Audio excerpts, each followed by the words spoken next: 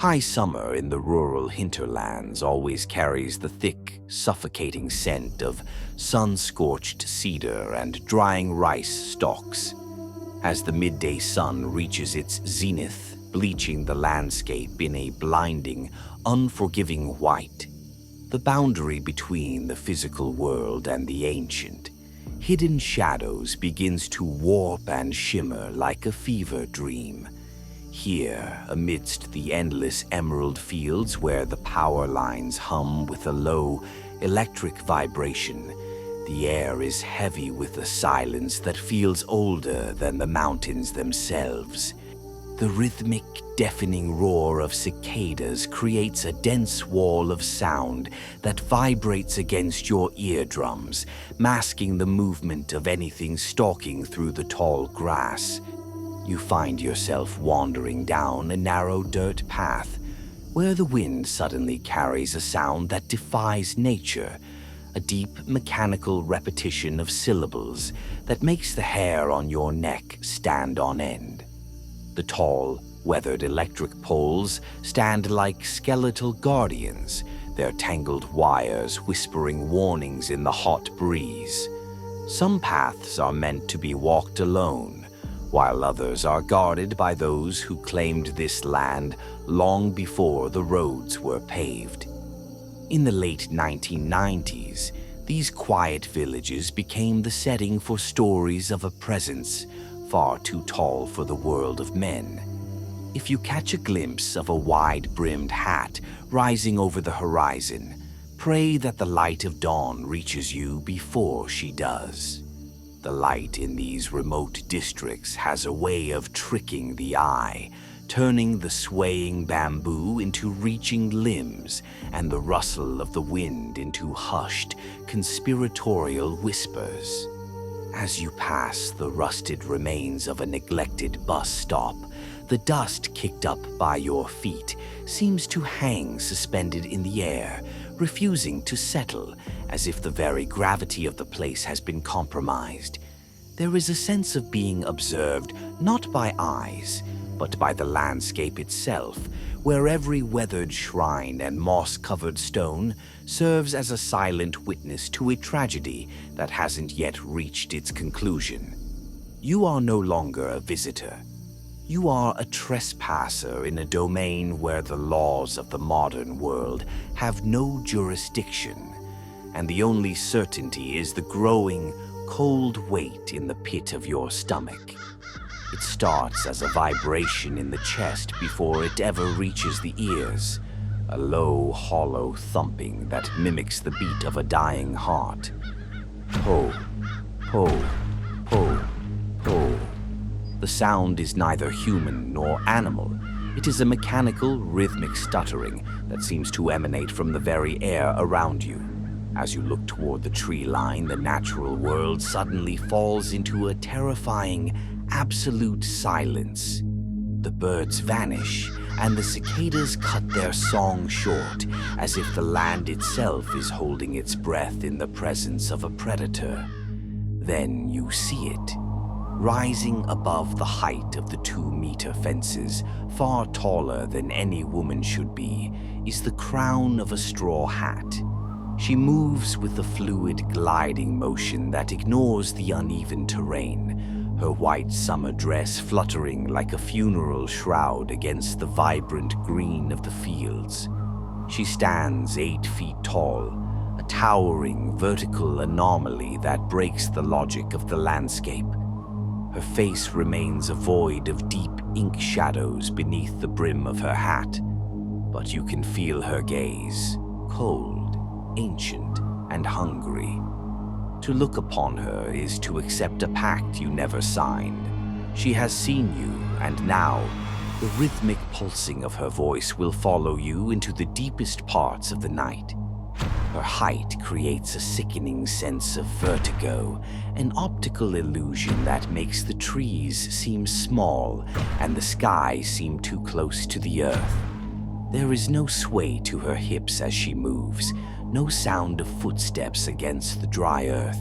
She simply displaces the air, a pale monolith cutting through the heat haze with surgical precision.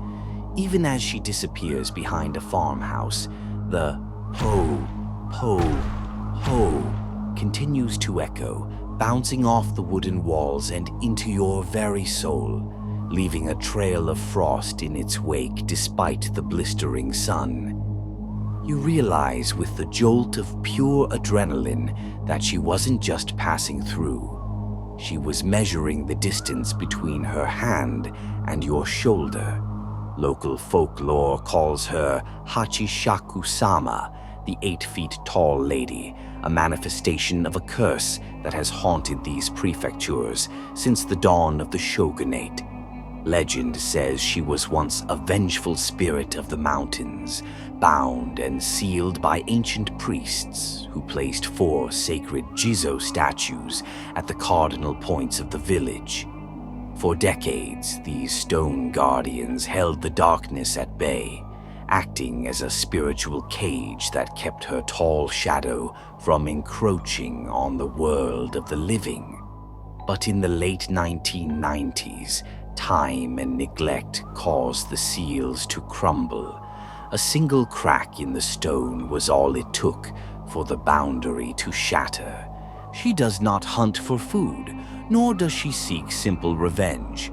She is a collector of the young, drawn to those whose life force is still bright and untainted. Once she marks a target, she begins a process of psychological erosion, stalking them from the edges of their vision until their will to resist is gone. The elders know that to be chosen by Hachishakusama is a death sentence that spans generations. There is no prayer strong enough to break her focus once she has tasted your fear. She is a constant, looming presence, a reminder that some ancient evils cannot be outrun. They simply wait for the stones to break.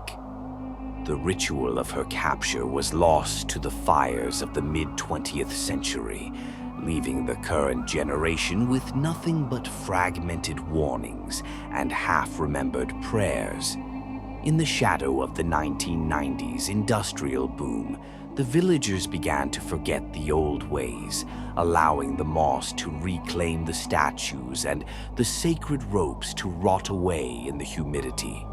As the stone guardians lost their power, the entity grew stronger, feeding on the collective amnesia of a society looking toward the future. Now she walks the outskirts as a relic of a time when the world was much darker, her white dress a mocking imitation of the purity that once sought to contain her. The night of the encounter is a claustrophobic descent into madness, where your only sanctuary is a room sealed with salt and paper. 4 small piles of ritual salt are placed in the corners, their white crystals acting as a final barrier against the prowling dark. You are told to remain inside the circle, to never look out the window, and above all, to never open the door until the sun breaks the horizon at 7 in the morning. The silence of the room is heavy, broken only by the sound of your own panicked breathing, as the shadows on the walls seem to stretch and reach for the ceiling. Then, the psychological warfare begins. You hear a soft tapping on the glass, followed by the familiar, comforting voice of your grandfather calling from the hallway. He sounds desperate, pleading with you to open the door because the danger has passed. Your hand reaches for the lock, but then you see it. The salt in the corners has turned pitch black, as if scorched by an invisible fire. The voice outside suddenly warps, deepening into that terrifying rhythmic po, po, po. She is right there, her long pale fingers scratching against the wood, her 8-foot frame curled unnaturally against the doorframe as she tries to trick you into the void. The scratching sound is rhythmic, almost musical, like a calligrapher's brush being dragged across coarse parchment, but with a metallic, sharp edge that sets your teeth on edge. You can see the outline of her head through the thin paper shoji screen, a massive dark orb that blocks out the moonlight, looming over the top of the doorframe like a predatory bird.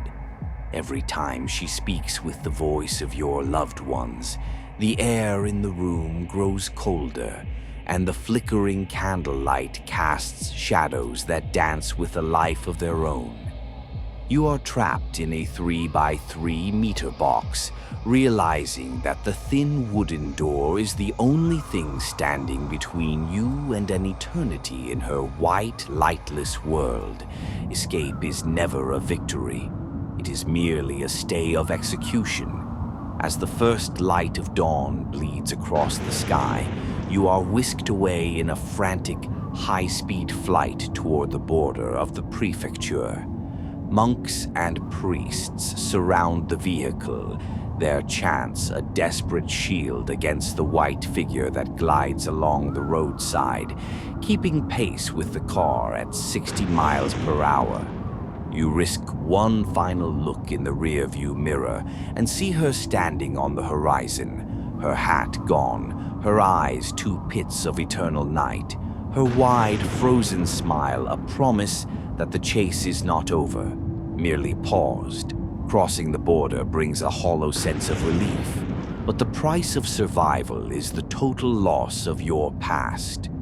To return to those lands is to invite immediate death.